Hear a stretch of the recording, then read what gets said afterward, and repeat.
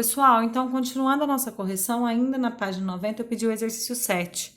Então, ele fala assim, ó, nuclídeo é definido como tipo de um dado elemento químico caracterizado por um número de massa específico. Analise a tabela seguinte. Então, ele deu os nuclídeos de 1 a 6, né? E aqui ele deu o número atômico e a massa. Aí ele pede para julgar os itens a seguir. Então, o número 7 representa a massa atômica do nuclídeo 4. Então, aqui, ó, o número 7 representa, verdade. Os nuclídeos 3 e 5 possuem o mesmo número de partículas negativas no estado fundamental. Para apresentar o mesmo número de partículas negativas, eles têm que apresentar o mesmo número de prótons, né? Um átomo eletricamente neutro, tá, pessoal? Então, 3 e 5 apresentam o mesmo número de prótons. Então, consequentemente, vão apresentar o mesmo número de elétrons, verdade. Na tabela anterior, é possível identificar 6 elementos químicos. Para apresentar 6 elementos químicos, eu tenho que ter 6 números diferentes de número atômico. Na verdade, o 3 e o 5, eles são isótopos, ó. Eles apresentam o mesmo número atômico. Então, não é possível identificar 6, e sim 5 elementos químicos. Falso. E a última afirmativa aqui, o último item.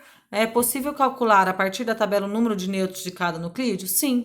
Lembrando que o número de nêutrons é a subtração, a massa menos o número atômico ou o número de prótons. Então, verdade. Depois, na outra página, página 91, eu pedi para vocês fazerem o exercício de número 8, tá, pessoal? Então, ele fala o seguinte: apresente as principais diferenças entre os modelos atômicos de Rutherford e de Bohr. Rutherford, então, propôs seu modelo que no átomo existiria uma região denominada eletrosfera, onde os elétrons estariam girando em órbitas circulares ao redor do núcleo.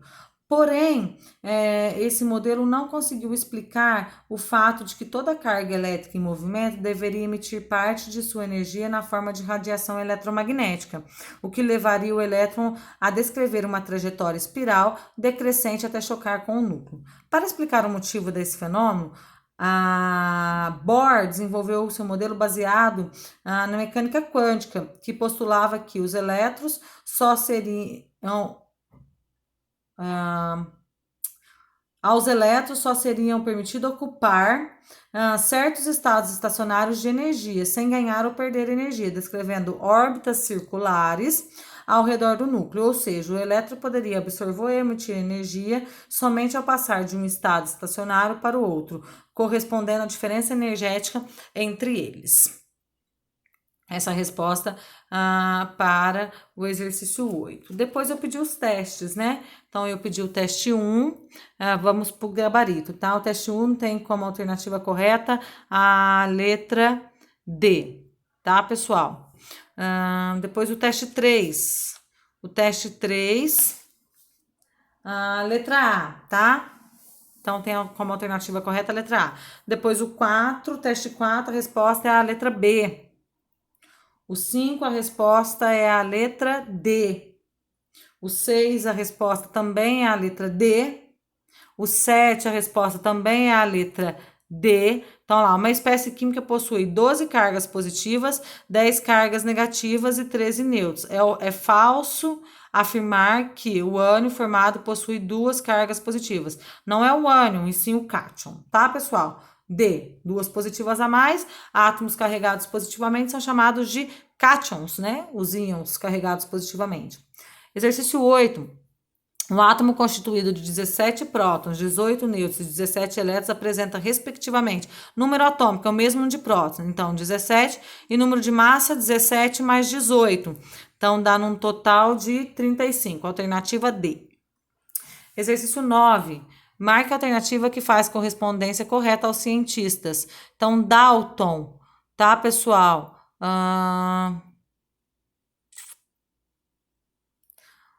Dalton é o 2, né? A massa é a característica que define o átomo. Então, 1B.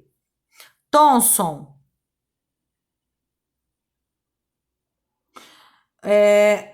faz referência que o átomo pode ser dividido em cargas positivas e negativas. Então, 2C. 3. Rutherford. O átomo é dividido em núcleo e eletrosfera. Então, 3A. E Bohr, o elétron possui quantidades definidas de energia que determina a sua órbita. Então, 4D, alternativa correta, a letra B. E o 10 Ele pede para você assinalar as que estão erradas. As erradas são a 1, a 2 e a 4. Então, a alternativa D. Então, ficamos por aqui com a nossa correção. Qualquer dúvida é só me chamarem, tá? Um grande abraço. Tchau!